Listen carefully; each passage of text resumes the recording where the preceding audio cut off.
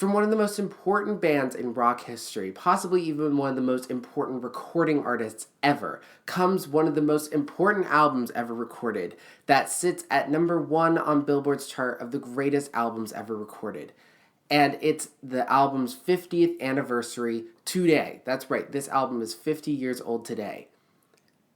And I've never listened to it. Hi, I'm Arthur, and this is Chapter Select First Listen, and today we'll be talking about the Beatles' 1967 release, Sgt. Pepper's Lonely Hearts Club Band.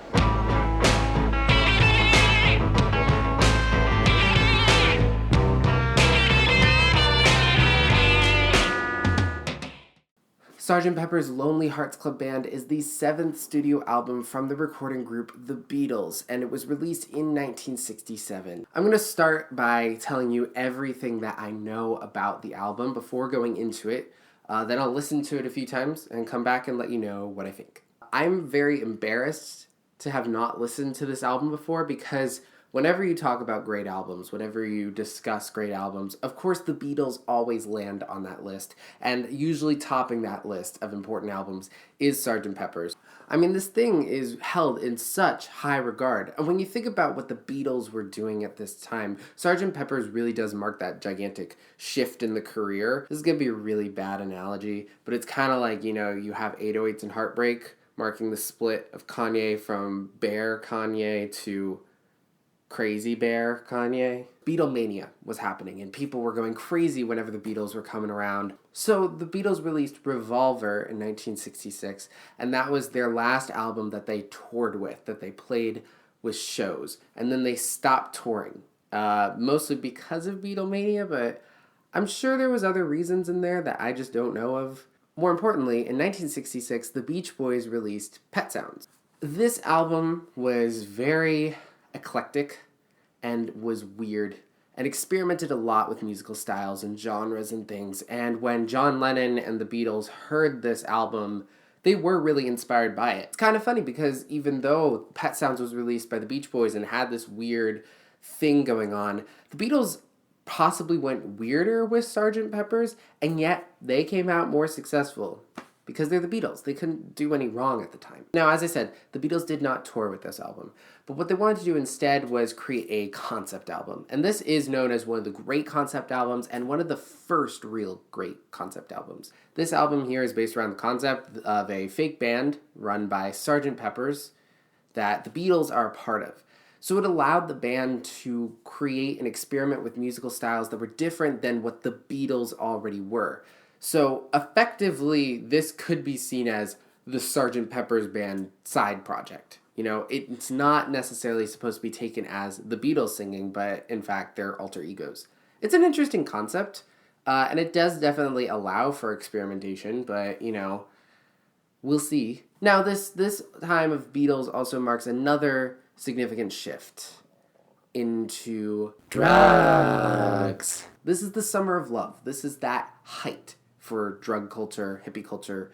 So, of course, this album marks a lot of that. And I know that this album is usually listened to after consuming types of drugs.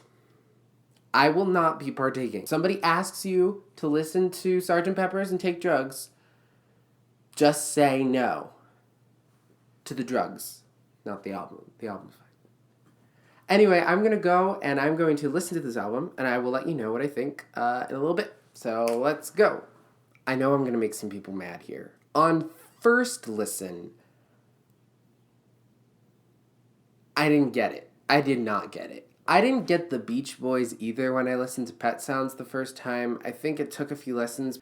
So for me, it's hard to separate and say, okay, what are the Beatles doing that's revolutionary? If I were listening to this with clean ears, never having heard an album post Sgt. Pepper's, I think it would get a bigger impact. However, having listened through it now multiple times, I do really like this album. I think I can come to that point of saying it's probably not my favorite Beatles album, but I do get it, I appreciate it, And thankfully, I do really like it. So you can stop throwing things at your screen. I think the reason why I didn't click initially is because it is odd. I think that concept albums have progressed since Sgt. Pepper's, but I think that this one is definitely important for, solidifying what a concept album is. And as I said in a previous video, you can check up right here. It's old, so, do what thou wilt.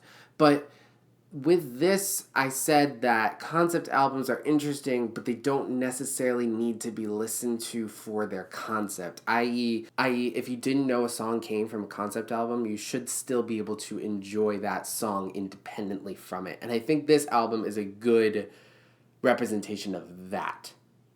There's no grand sweeping story. There's just a concept, and I enjoyed that. Anyway, let's go into some of the tracks here. And another thing that really stands out, obviously, is instrumentation. And that definitely comes on that first song, Sgt. Pepper's Lonely Hearts Club Band, which introduces the concept, is possibly the most in that concept out of any song on the record. But there is still that Beatles groove that hits the song. Really great, strong guitars and drum beat to this one. And then we go straight into With a Little Help from My Friends, which is sung by Ringo Starr, which is an interesting shift from what the Beatles were doing previously. Usually he gets thrown, I don't want to say scraps, but weirder songs. It's a kind of a crowd pleaser. Really brings the band together. And obviously I've heard this song hundreds of times, but hearing it within the context of the album, also great. Also, My Friends, you could hope it's the Beatles or Friends of Ringo Starr, but possibly about drugs. This is where we start to get those drug trip things. Especially because he says, I get high with a little help from my friends. Are his friends his drugs? Speaking of drugs, then we get Lucy in the Sky with Diamonds, which is just bizarre and different than anything else the Beatles had probably produced at the time, and is weird even today. In terms of lyrical content, definitely. Whenever I hear this song, I just stop at Rocking Horse People eating marshmallow pies and wonder to myself, where can I get marshmallow pies? It has those really interesting tonal and rhythmic shifts and changes, which are very experimental, and I really enjoy. You have to buy into this song. Sometimes repeat listens can grate on the nerves. We get the song Getting Better, which is all about getting out of that rut that you're in. We also get Fixing a Hole, which is a little bit more cheery even than Getting Better, and kind of completes that little section of the album of, bettering yourself, having self-confidence. It's about personal freedom. It's about fixing the hole in your own house. The things that are going wrong with you, getting better yourself. Then we get the song She's Leaving Home. I would say that this song, it has very interesting instrumental pieces and arrangements to it, and it's beautiful. It definitely shifts up the album a bit, and I can see where the experimentation is coming into this album a lot. Then we get the song For the Benefit of Mr. Kite, which brings back in that concept of the Sgt. Pepper Band. Apparently, John Lennon got the lyrics off of a poster that he found while on tour that actually does talk about the benefit of Mr. Kite. I feel like every Beatles album has that one really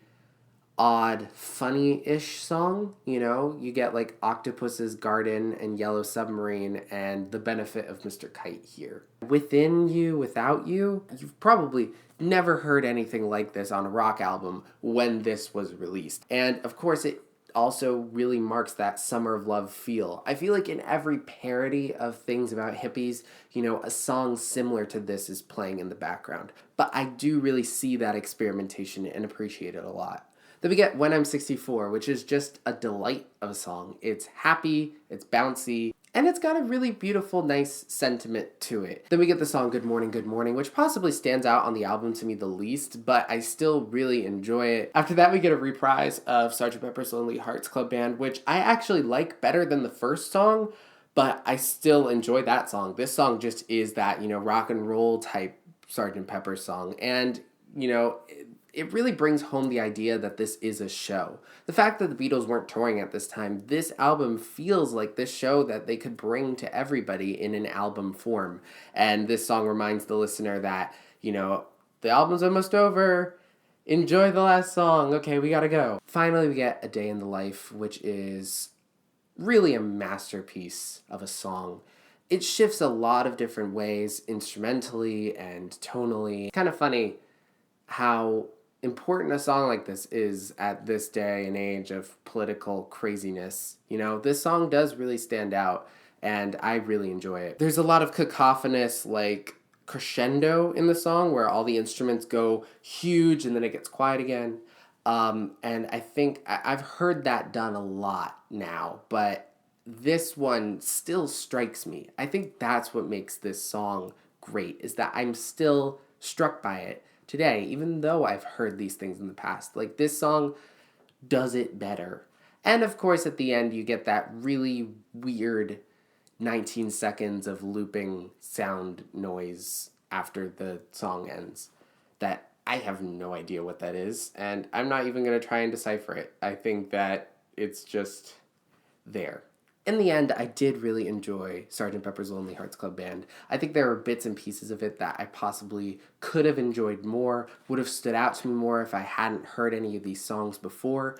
But overall, it's an album from a band that is super important, and I highly recommend that you give it a listen. I think it's one of the most important albums that you could listen to. Anyway, if you've listened to Sgt. Pepper's Lonely Hearts Club Band, what did you think? And what do you think about the album being 50 years old? It's crazy. Anyway, comment down below and let me know. I'm Arthur. This has been Chapter Select, and you can select another chapter right now.